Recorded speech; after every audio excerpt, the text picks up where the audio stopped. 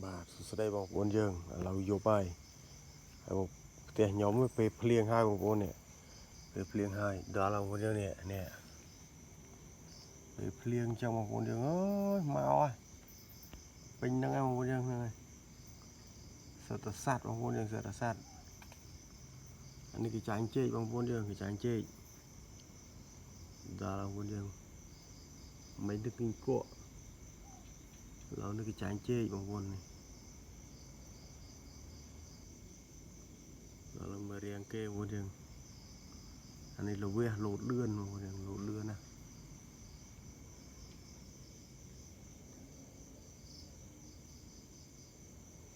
វាភ្លៀងម៉ែបងប្អូនយើងភ្លៀងមិនតែភ្លៀងស្ទើរដែរទេ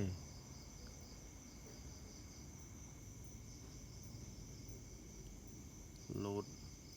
បងប្អូនមកយប់ណានេះបងប្អូនយប់ល្ងឹតឈឹងបងប្អូនល្ងឹតឈឹង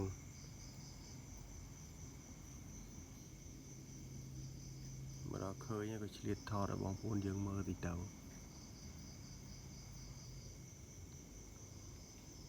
សត្វកញ្ចាញ់ជែកបងប្អូនយើងកញ្ចាញ់ជែក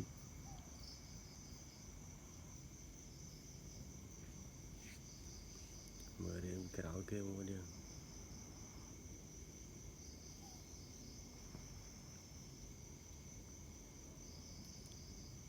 គឺថាបងប្អូននឹងចូលចិត្តបងប្អូនហ្នឹងហើយជួយគាំទ្រហ្នឹងហើយ Channel របស់ខ្ញុំហ្នឹងហើយ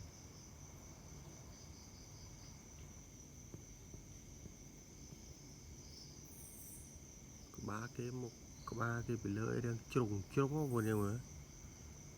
ជ្រុង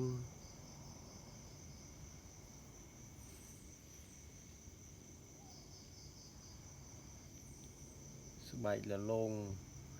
ជើងចុះដូចកែបបងប្អូនជើងកាឡាជើងដូចកែបភ្នត់កែបអូបអញ្ចឹងហើយភ្នត់អញ្ចឹងហើយតែដល់ពេលមកតួលើអត់ទេមែនដូចគ្នាទេខុសក្បាលមកលើអីអត់ដូចគ្នាទេកែបភ្នែកយើងលឹបជាងនឹងតិចហើយលងខ្លាំងជាងនេះលងខ្លាំងជាងនេះក្នុងកែបមិនសូវនៅលើគោកដូចចាញ់ជែកពេលខ្លះនៅលើកែបនោះបោះក្រាំងក្នុងដីក៏មានទឹកដែរក៏មានទឹកខ្លះដែរក្រាំងហើយបើនៅលើគោកនៅតាមផ្លេតទេចូលទឹកអាប្រងតែវាចាញ់ជែកអត់នៅរឿងយូរតែมันចុះណានឹងឯងឡើយជើងស្បែករឿងស្ងួតជាងហើយក៏មិនសូវមានក្លិនឆ្អាបដូចកង្កែបដែរសត្វកញ្ចាញ់ជែកនេះប៉ុន្តែប៉ះវាឬអីនោមវាច្រើនណានោមបាញ់នោមជ្រោយបណ្ដោយអាហ្នឹងសត្វកញ្ចាញ់ជែកនេះកញ្ចាញ់ជែកនេះឯងបើនៅស្រុកគេពណ៌ខៀវពណ៌អីយើងក៏មានដែរពណ៌បៃតងប៉ុន្តែនៅតាមព្រៃធំបងប្អូនតាមព្រៃធំមានព្រៃធំបានមានពងអាខៀវនឹងនៅតាមដើមឈើលឹកឈើតែនេះអត់ទេនេះចាញ់ជែកនេះខ្លះតាមផ្ទះតាមអីចឹងបងប្អូននឹងតាមផ្ទះតាមក្រោមពាងតាមក្រោមអីចឹងណាហើយនៅតាមជើងកន្លែងណាស្រុកនំចឹងទៅដូចគក់ដូចអីនៅក្នុងផ្ទះខ្ញុំនេះគឺ